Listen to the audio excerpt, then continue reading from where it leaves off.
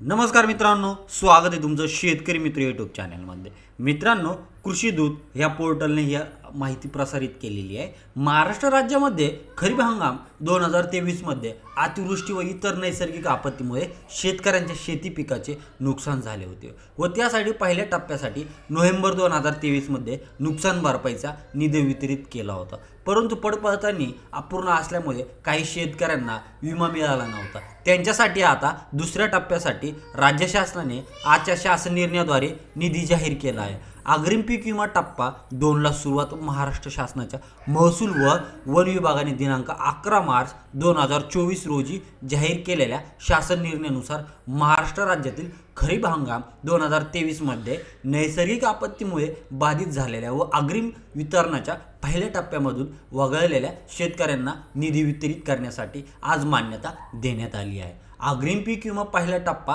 संपन्न झाला आहे, तरी महाराष्ट्र राज्यातील काही जिल्ह्यांमध्ये खरीप हंगाम 2023 मध्ये अतिवृष्टी, गारपीट व चक्रीवादळ यासारख्या नैसर्गिक आपत्तीमुळे शेतकऱ्यांच्या शेती पिकाचे व मालमत्तेचं नुकसान झालं होतं। याच्या नुकसान भरपाईसाठी शेतकऱ्यांना राज्य शासनाकडे नुकसान भरपाईचा प्रस्ताव दाखल केला होता।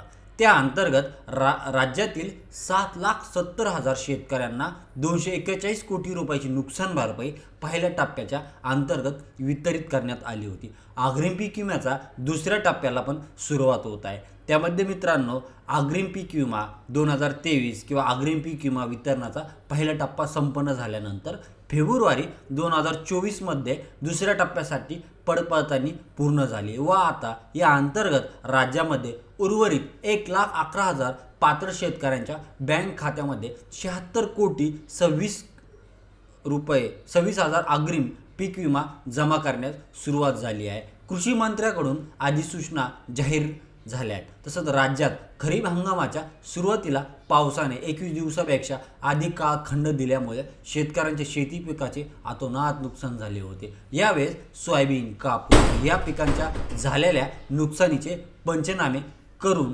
जिल्हा प्रशासनाद्वारे पीक विमा कंपनीकडे सादर करण्यात आले व याचा नुकसान भरपाईसाठी पीक विमा कंपन्यांना 25% अग्रिम पीक विम्याचे वितरण करण्यासाठी कृषी मंत्री धनंजय मुंडे साहेब यांच्याकडून अधिसूचना जाहीर करण्यात आल्या होत्या। या जिल्ह्यातील शेतकऱ्यांना मिळणार आहे अग्रिम पीक विमा।